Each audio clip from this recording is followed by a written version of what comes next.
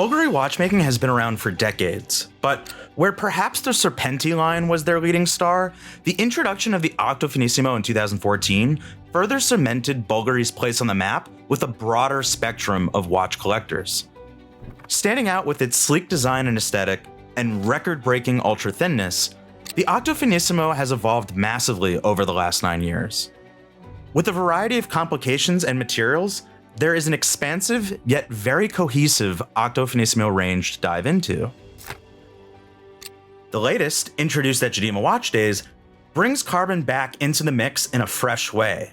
So meet the new Octo Finissimo CarbonGold automatic time only and Perpetual calendar. Originating with a monochromatic sandblasted titanium model, the Octo Finissimo collection would later evolve into including stainless steel models alongside the titanium, ceramic, and precious metal models. Within the context of the base time only, the jump from the titanium's 30 meters of water resistance to the steel's 100-meter depth rating meant a trade-off of a slightly thicker case, up from a very thin 5.1 millimeter titanium case to a still very thin 6.4 millimeter case. With the new carbon models, the diameter remains at 40 millimeters for both configurations, with the thickness listed at 6.9 millimeters for the time only and 7.6 millimeters for the Perpetual calendar. In the context of carbon as a material, or even any material for that matter, that is simply incredible, especially since both the CarbonGold time only and Perpetual calendar have a 100-meter depth rating. Yep.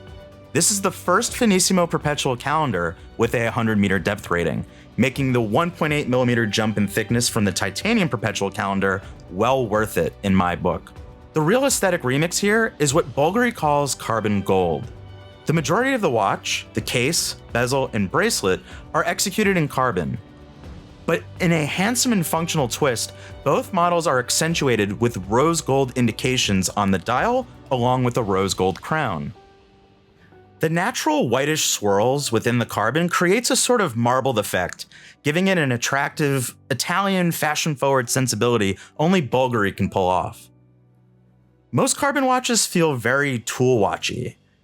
Within the context of the Finissimo, the carbon has a suave sophistication I've never seen the material have before.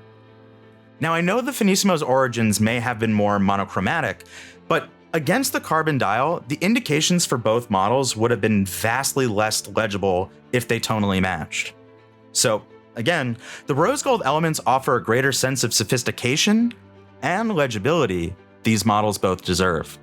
In the same vein, the BVL 138 inside the time only and the BVL 305 caliber inside the Perpetual calendar are structurally and functionally identical to their predecessors. Bulgari, however, has updated the caliber visually with a rose gold plating to the bridges, balance, and micro rotor to keep a cohesive carbon gold look throughout the watch. And while the micro rotor is rose gold in tone, it remains a platinum mass for higher density and winding efficiency. So, price aside, if you could pick any Octo Finissimo time-only model, which material would you choose and why?